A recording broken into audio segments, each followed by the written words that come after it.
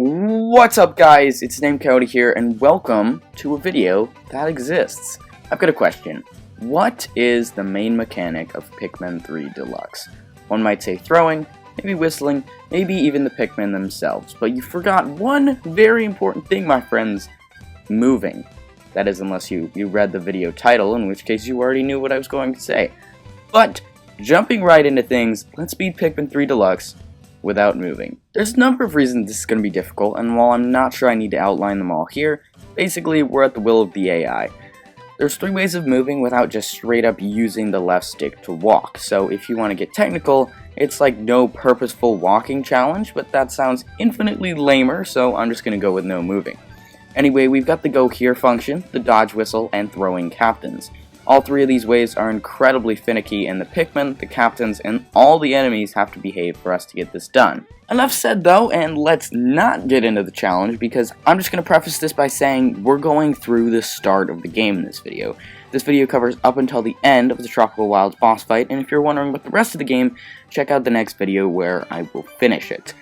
This 2-video system was voted on by my Discord server, link in the description, so that they would see more of the challenge. So if you're unhappy with this choice, or happy with this choice, go join the Discord server, and next time I do a poll, you'll be able to dictate what type of stuff that I make. Also, here's the initial comment that gave me the idea, and I'm bad at things English, so I don't know how to pronounce your name, that being English the subject and not the language, by the way. Anyway though, without any further ado, let's get started. Just kidding, we don't have access to any of the 3 methods in the beginning of the game, which means you have to cheat our way through Charlie's crash site. You might think that Alf would have the competence to have Go Here installed on his copad, but he's not. Honestly, no surprise there. There's really no use for Go Here until you get 2 captains, which apparently the game knows because you have to go through the entire Garden of Hope, rescuing the Rock Pikmin and freeing Brittany before you can use Go Here. You actually don't need the data file to use Go Here, which I find super strange since they literally moved said data file right next to Brittany in Deluxe, so it doesn't make much sense at all, whereas you needed the Go Here data file to actually use Go Here in Pikmin 3. That's all completely useless information though. Anyway, from here on out, we're not going to be moving using the left stick. Besides small accidental movements, because you can try to play this game with Joy-Con pointer if you like, but using the cursor with the left stick is just so much better. So occasionally I'll move a little bit while trying to move my cursor around, but that's it. As you can see here, my movement is going to be very stinted. You can't go here to an area that you haven't explored, so you have to slowly inch your way through and discover an area. That way you can walk through that area, get more discovered land, and again, and it's just a cycle. So we have to do this for every new path since we currently have no other means of moving. And as you can see, this gets unfun real quick when we're fighting enemies. So our main goal is to acquire the dodge whistle as fast as possible. By main goal, of course, I mean like 5th goal, because first we actually need to progress through the game. Honestly, who would have guessed? Anyway, here's footage of me building the bridge to the boss fight. I thought it would be important to see how I accomplish a task like this. So let me introduce you to my friend called the X button. X charges. So, I do that a lot. Mostly it's just me not moving around. In this challenge, I think you'll find that multitasking is basically impossible, which completely undermines the speedrunner mindset that I've been raised on. Speaking of which, normally I'd take on the armored mod ad here, but instead I opt to clear out the Garden of Hope and just gather as many Pikmin as we can. We're going to be losing a lot of Pikmin here, and while I don't think it'll be many as the Extinction Run, definitely not an invitation for you to go watch that video, it's going to be a lot nonetheless. But anyway, day 2's over, and that means it's time for the armored mod ad. Rather, it's time to get to the armored mod ad. You might think, you already cleared this area, and I did. But you forgot about the loading zones. You can't go here through a loading zone because you haven't explored the other side of it yet. The solution's actually really simple though. You just throw a captain into the loading zone, switch to them, and they'll automatically walk through it. Then you can go hear the rest of your squad to meet up with them on the other side.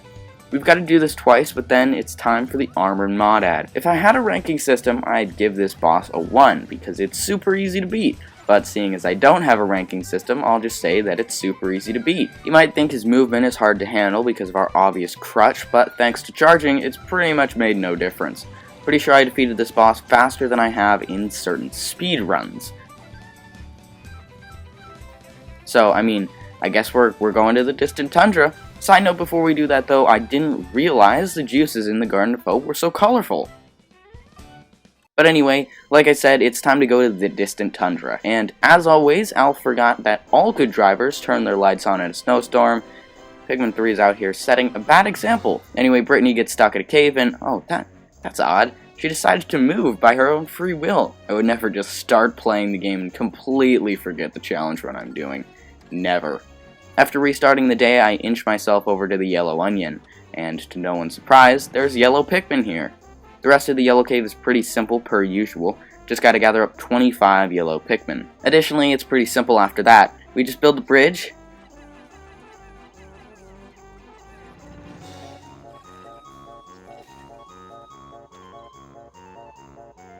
In case you were wondering, Go Here does go up geysers, unlike loading zones, so there's no needed movement that's going on here that I'm just not telling you about.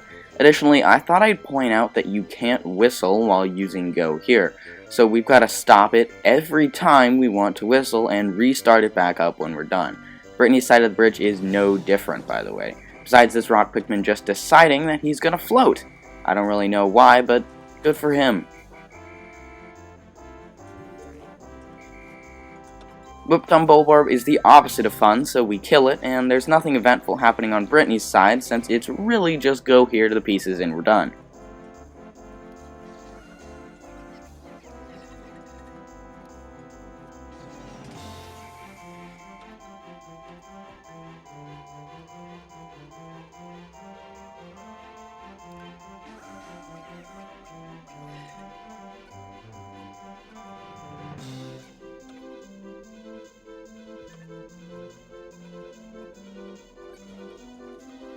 Speaking of done, would you look at that, the bridge is done, almost like I edited it that way on purpose. And now it's time to get ourselves the dodge whistle. There's really nothing amazing that the dodge whistle will do for us. In fact, it's more broken than useful. 90% of the time Pikmin will either just not dodge or they straight up fly to the moon with the distance they travel. I'd say I'm shocked that the dodge whistle didn't get fixed in Deluxe, but I'm honestly not. Regardless though, with the dodge whistle, we can now go through loading zones without throwing our captain.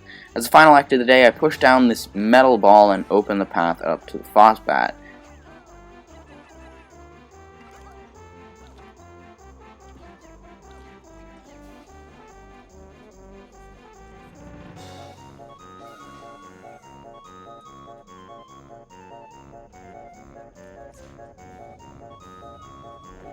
Here's an example of how the dodge whistle is useful real quick though. As you can see here, I can't Go Here Brittany into the Phosbat arena, so I just dodge whistle into the loading zone and we're all good. If I'm being honest, loading zones take so much away from the immersion of the game. I've never noticed it before, but think of how nice it would look for this entire cave to be interconnected.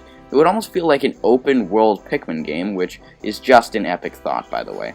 We don't wind up beating the Phosbat today, but we pushed this bag down for a little shortcut going into tomorrow. Also, if you think I'm slow, here's evidence on the contrary. I wasted my day getting fruit instead of fighting the boss, which, as we all know, is what life is really about. Day 5, and that means it's time to kill the Phosbat. All we have to do is stand still by the pieces and wait for our Pikmin to build a bridge.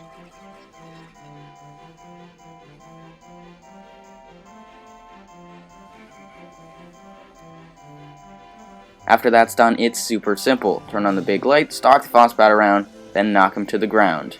Forever.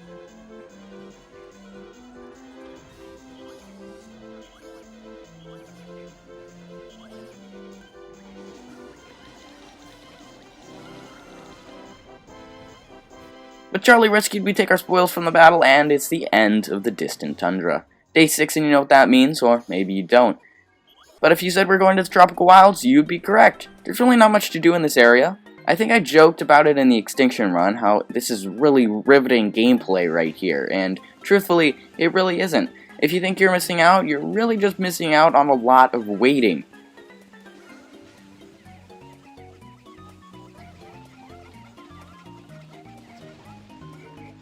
We bridge the build and throw our 2 captains over and all that stuff.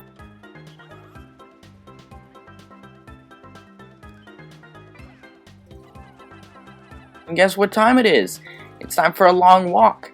You might think this will be a challenge since we can't turn the camera here and therefore can't dodge whistle into this loading zone, but we can just throw Alf. Sorry for the constant pulling up of the map, by the way. That's really the majority of this run, so I couldn't find a clip without it. Anyway, I dodge whistle my way over to the mirror slug fight.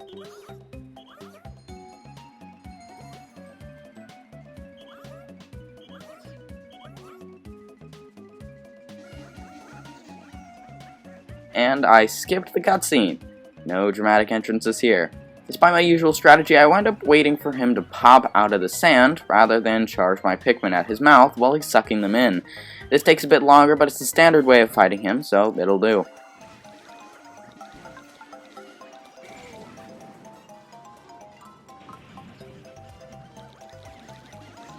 There's not much happening in this boss fight other than, you guessed it, waiting! So, yeah, he's dead. And after we carry back the phone to the Drake, that's all for the Tropical Wilds. Speaking of that's all, this is going to end part 1. Join my Discord if you're unhappy with this, but if you do want to watch part 2, it'll be linked in the description if it posted. Nope, if it is posted. Might be a little bit delayed because I got a lot going on, but it'll be up soon. Make sure to comment your challenge ideas and like this video if you did like it.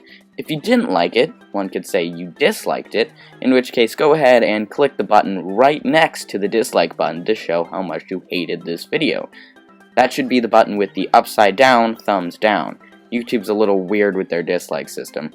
Anyway though, make sure to subscribe and look out for part 2 where I finish the game. And if you did watch this far into the video, make sure to incorporate cheese ravioli into your comments somehow. Gotta make it subtle though, make everybody that didn't watch this far really confused. But that is all for now, so I thank you all so much for watching, and I can't wait to see you all in the next one. That is, if you've stuck around long enough to hear this outro. I feel like most people don't.